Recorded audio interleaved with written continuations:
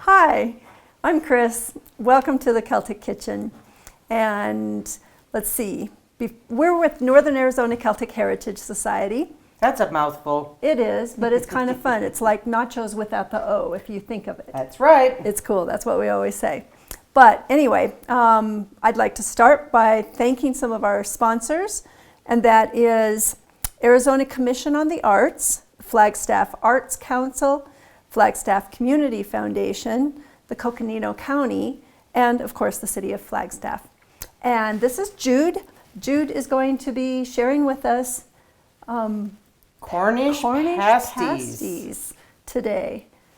So I have interest in Cornwall because my grandmother, one of my grandmothers, was of Cornish descent. So when I go to the UK, I always have Cornish pasties. And there's a million different kinds. They're wonderful. It's sort of like the simple man's food. Right. It's the everyman's food. So we are doing kind of a non-traditional, traditional recipe. So we've got in front of us, we've cooked everything ahead except for the putting together of the pasty itself. And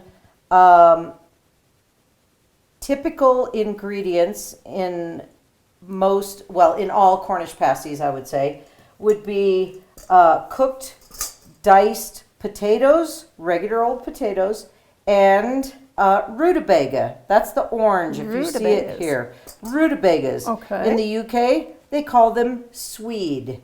But here, they're called rutabaga. So we've got, and you can see they were diced pretty small, which is good because you want to be able to mix up all of your ingredients and get a little bit of everything in each bite when you, at least that's what I think, when you actually eat the pasty.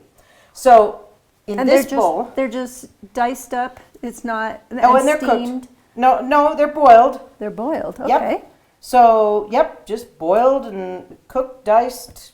That's it. Rutabagas. Rutabaga. Okay. And that's a fun thing to say, isn't it? It is. Rutabaga. All right. In this bowl, I have pre-cooked a pound of ground beef, half a cup of chopped onion, half a cup of celery chopped, and then a couple of magic ingredients at the end. Okay, hold on for this. A quarter cup, this is the non-traditional part, of steak sauce. I used A1, but it gives it quite a nice flavor. In the UK, if you were cooking something like this, you would probably use what is called brown sauce. It's similar, maybe not as tangy as A1. And then salt and pepper to taste. But it's not a gravy or anything, is it? No, it's not. Huh. Okay. But because of that little bit of sauce, sort of sticks together a little bit. So, smells good. Yes, it does smell good.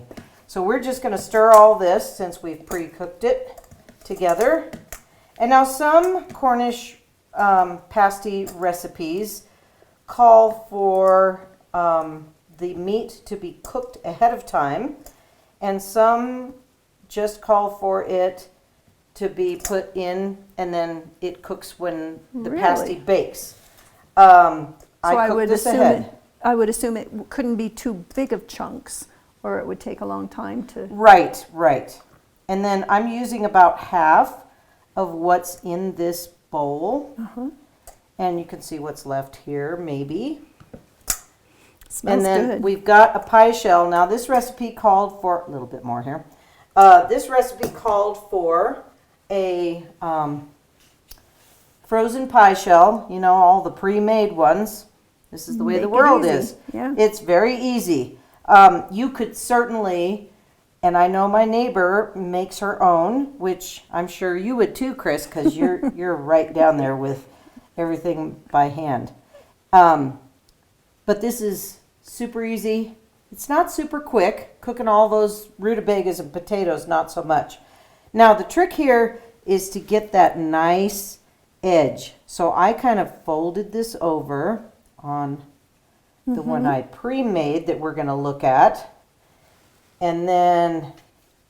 And that's a pretty hardy edge you're putting on there. You're going to tell us more about that? Yes, we'll talk about the edge here. Okay. Now I'm going to tuck up this corner, and it may not look so pretty, especially when we're being filmed. Of course it's not going to look pretty because I'm rushing too much.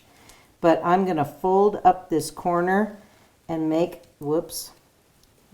a nice thick edge. Okay. When you get your edge done, you can sort of make it a little more, Presentable. thank you, presentable is the perfect word. I think it looks like the Loch Ness Monster's back. It does. And this has a kind of a neat tradition. For the Cornish miners, in Cornish tin mining, there's lots of arsenic. And so what I've been told, when the miners would take a pasty down as their lunch in the mine, they would only hold on to the crust portion, eat the pasty, and then they would leave the remaining crust for the fairies in the mine, also known as knockers. They might knock and let you know when there's going to be a cave-in.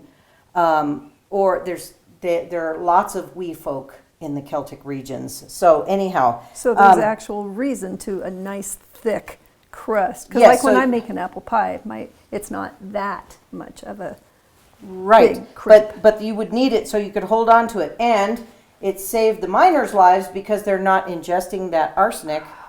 So That voila. totally makes sense. Yep, there we go. So now, once this is done, we would just pop it in the oven. We start the oven at 425 and we bake it for about 10 minutes. And then reduce the temperature in the oven to 350 and leave it for another 30 minutes. And what you end up with is dinner. Now, non-traditional, and again, if you were in the UK, you would probably use brown sauce, but if you're in the US, it's all about ketchup. And the ketchup is delicious on the Cornish pasty. I would Simple agree. as that. Definitely, I would agree. Well, that looks absolutely scrumptious. Let's eat it. We should. Well, thank you so much. Thank you. This is fun.